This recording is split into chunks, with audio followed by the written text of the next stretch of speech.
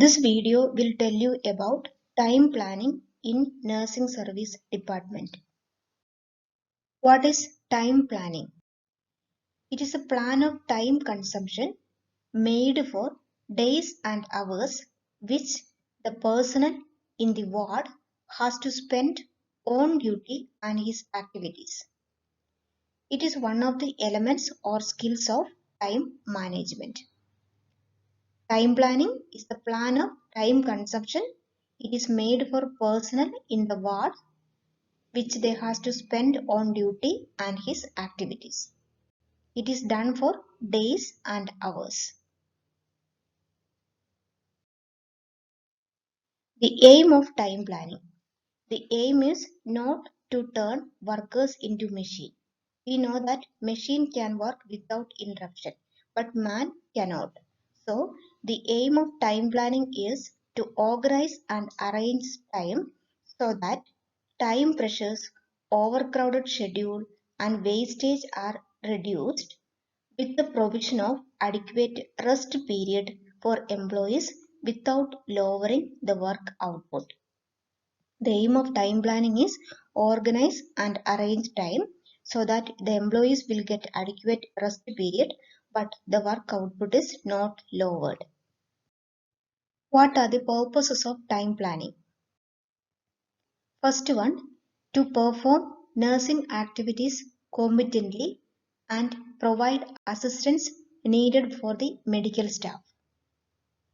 Second purpose of time planning is better staffing to provide better patient care. Third one, create better morale and health of the staff with reduction in workload. Fourth one, provision of better learning experience for student nurses and staff nurses. Fifth one, provision of care to the patient with the best use of available resources. Sixth one, allow better communication between the staff to share report and read records.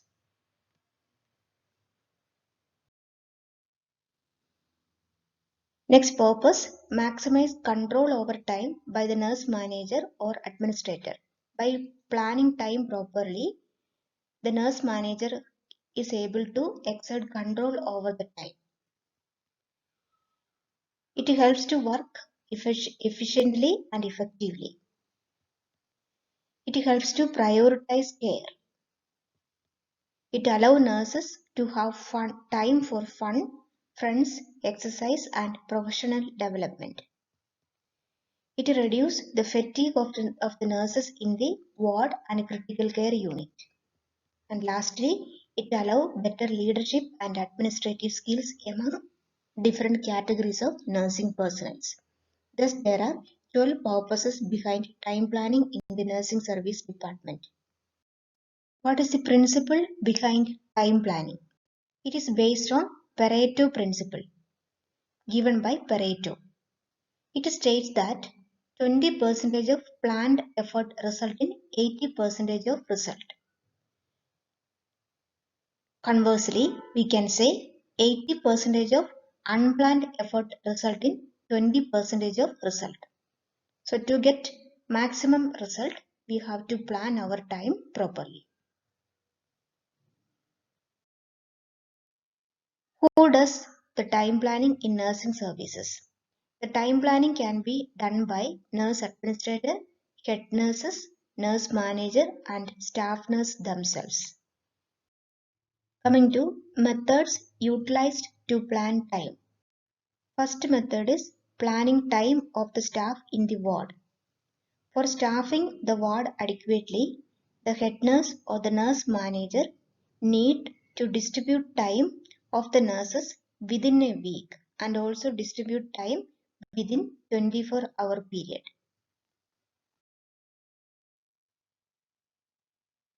So, to distribute time throughout the week, what a nurse manager has to do? She has to determine on which days of the week the nursing load is heaviest. For example, it can be on admitting days or it can be on operating days. So first determine when the nursing load or the nursing workload is heaviest or highest. Then after calculating the highest nursing load days, calculate the number of nursing hours which are assigned to the ward for the week by adding together the number of hours each nurse is assigned to work during a week. So first calculate the nursing load. That means the days in which the nursing load is highest or heaviest. Then after that calculate the number of nursing hours throughout the week. This can be obtained by adding together the number of hours each nurse is assigned to work during the week. For example, if a nurse has to work for 40 hours a week, then if the ward has a total of 10 nurses, then the nursing hours of that ward in that particular week is equal to 40 into 10, that is 400 hours. So in a week, in that particular ward, 400 nursing hours are available. Next, the nurse has to find the daily average nursing hours. This will be obtained by dividing the weekly nursing hours or nursing hours in a week by the number of days in the week. In the above example, 400 is the nursing hours in the week. There are 7 days in a week. So 400 divided by 7, that is 57. This is the daily average nursing hours. So the nurse has to distribute nurses and non-professional nursing members to meet 57 nursing hours in a day. And also she has to plan days off duty. Those who are not on duty can be given day off so that the ward is comparably staffed with professional and non-professional members on each day. After calculating the time for a week, the nurse has to distribute the time throughout 24 hours. To meet this objective, first she has to analyze the activities that normally occur during the 24-hour period. For example, normally we know that the morning shift of a ward is heavy because the nurses have to meet the daily needs of the patient, or the nurses have to give morning care of the patient, attend rounds, meet learning experience of student nurses, etc. So it will be very heavy. Then evening shift will be quiet compared to morning shift, and the night the patients will be taking rest, so the nursing hours will be minimum. So in the previous slide we have seen the daily nursing hours as 57. So this 57 has to be distributed for throughout the 24-hour period by calculating the nursing load in different times of the day. Hence in this example, since morning shift is very heavy, the nurse manager have given 24 hours of nursing hours in the morning.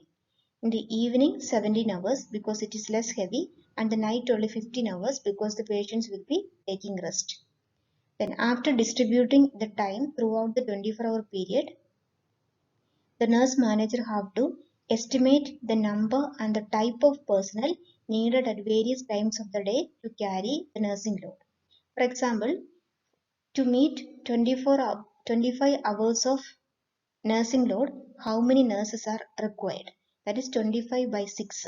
6 means the nurse has to work for 6 hours in the morning. So 25 by 6 is equal to 4. So 4 nurses are required to meet 25 hours of nursing load. Then estimate the total number of nurses and aides needed to perform the ward activities and to permit time off duty.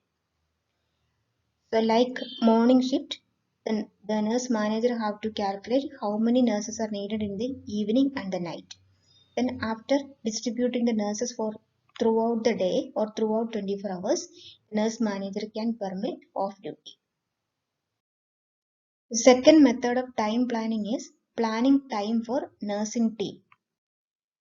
Time planning for the team members varies with the composition of the team. When team method of assignment is used in the ward, the team should, if possible, so composed that members relieve one another for these days off.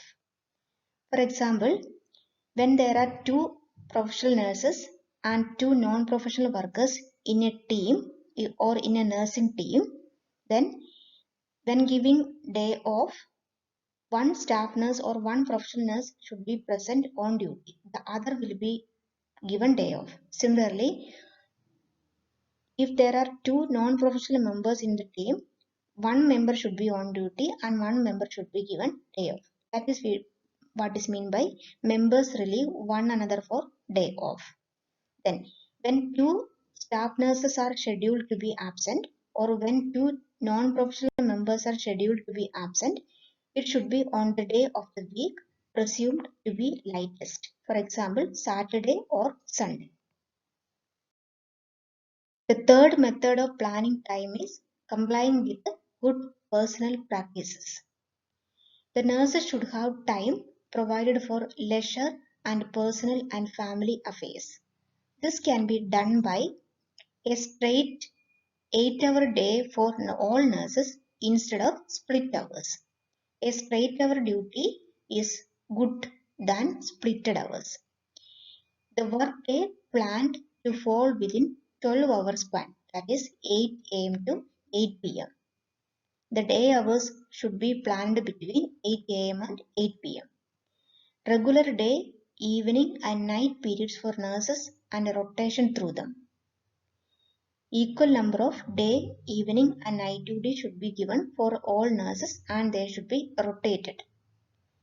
One day morning and the next day evening, the next day morning. Likewise, duty is difficult for nurses and they cannot comply with the good personal practices. The arrangement of work week, that is, the amount of consecutive off-duty time should be assigned. Consecutive off days should be given for nurses so that they can plan time for leisure activities. Then time planning has to be done in advance, possibly a month ahead. The fourth method of planning time is providing proper coverage. It is important to provide the coverage of the ward in relation to the experience of the individuals comprising the staff. In order to provide proper coverage of the ward, the nurse manager have to consider the experience of the individuals. Then, the head nurse or nurse manager makes certain that the ward is covered at all times with a sufficient number of nurses. To provide a sufficient number of nurses, the nurse manager or the head nurse should make sure that a professional nurse being charge of the floor 24 hours. So 24 hours of the day, a professional nurse should be in charge of the unit or in charge of the floor. Then other nurses, students and non-professional workers should be well balanced. That means they should be distributed throughout the 24 hours. Then there must be old staff with the new staff for supervising and teaching. Also, time is planned so that good report occurs between nurses. That means at the time of shift change, there is enough time for the nurses to make good reporting. That means to give report and to receive report. The fifth method is to provide best student experience. Time is planned in such a way that best experience is given to the students. There is close connection between time planning and assignment planning. The following points are to be considered in planning to provide best experience to the students.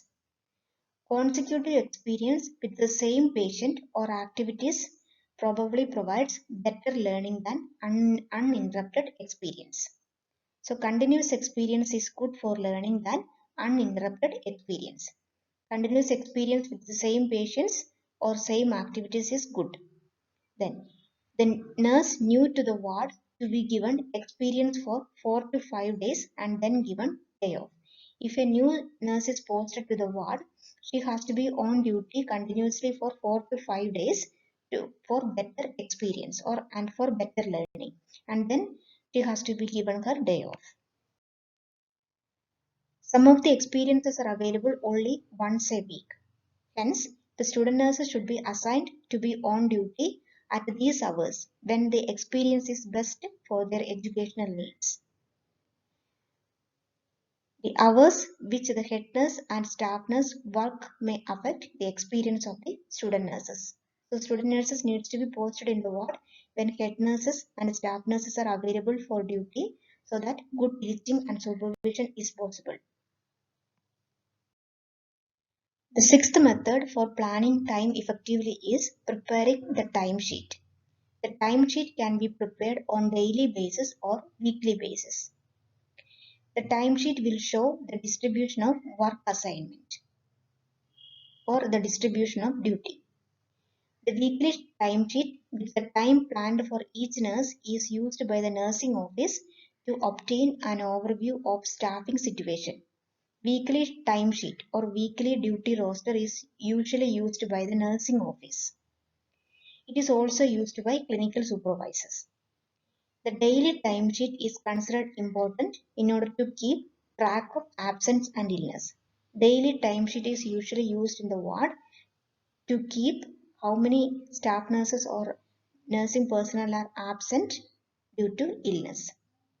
The sheet is easier to use if evening and night nurses are listed separately from day nurses. There can be separate time sheet for day nurses, evening nurses and night nurses. Seventh method of time planning is making time inventory. Time inventory is otherwise called a schedule or to-do list. That means it is a priority list which mentions what activity has to be done first and what has to be done later. This can be made on weekly basis or monthly basis, but there should be some flexibility for its implementation. Eighth method is advanced scheduling. The duty has to be scheduled at least a week in advance, if possible further ahead. The nurse manager may face some issues like planning off-duty time, straight hour assignments and overtime while advance planning. When splitting of hours of duty is required, the recommendation of nurses affected has to be considered, or the nurses has to be given preference while splitting of duties. Then the nurse manager has to take special care that the work is distributed thoroughly and throughout the day for having load during the day. That means during the day the more number of nurses has to be on duty because the nursing load is heaviest, and less number of nurses are on duty in the night because the nursing load is light. That has to be done while planning advanced scheduling. In short, the methods of time planning includes planning time of the staff in the ward for a week and for a day, then plan time for nursing team, plan time for good personal practices, plan time in such a way that providing proper coverage, planning time to provide best experience for student nurses, prepare timesheet, make to-do list and advance scheduling. Now we will see what are the different tools for time planning. First tool is time inventory. It helps to identify time spent by nurses during their shift. This is an example of time inventory for day shift. Here you can see the time on which the nurse is on duty and what she has done for patient 1, 2, 3 and 4 or for assigned patients during this timing. Here the nurse has to write what she has done for each patient according to the time of duty performed. That is what is called the time inventory. The second tool is time sheet. It is also called the duty roster. These sheets are prepared daily basis, weekly or monthly basis. This is an example of a weekly roster. You can see here the name of the staff nurses are written here and the days with the date is mentioned, and for each nurse the time of duty to perform is mentioned on each day. That is called a weekly roster or duty roster. Next tool is nursing activity log. In nursing activity log, the nurse should record every nursing activities from beginning of the shift to the end. Shift action plan. It is a written plan setting priorities for the patient. That is what action has to be taken first and what action has to be taken last based on the priority needs of the patient. Next is special schedule. That is useful for nurses to know when, where and how their services are required. For example, sometimes the nurses has to be given duty or nurses has to be on duty in other department, and that is called floating. That is an example of special schedule. Coming to the role of nurse in time planning. The nurse has to perform leadership role. In the leadership role, she has to be self-aware, function as a role model, assist the follower or assist the subordinate, prevent or filters interruption, prioritize professional over technical aspects of care, to be vigilant for absenteeism, setting standard and monitor result. These are the leadership role of a nurse manager in time planning. Coming to the management functions of nurse manager related to time planning, appropriately prioritize day-to-day planning, analyze the adequacy, utilize appropriate technology, daily planning has to be done, setting long-range or short-range goals, plan strategies and schedule, and delegation of job to the others. Thus, we have come to the end of this video. Thanks for patient listening. Please subscribe and share.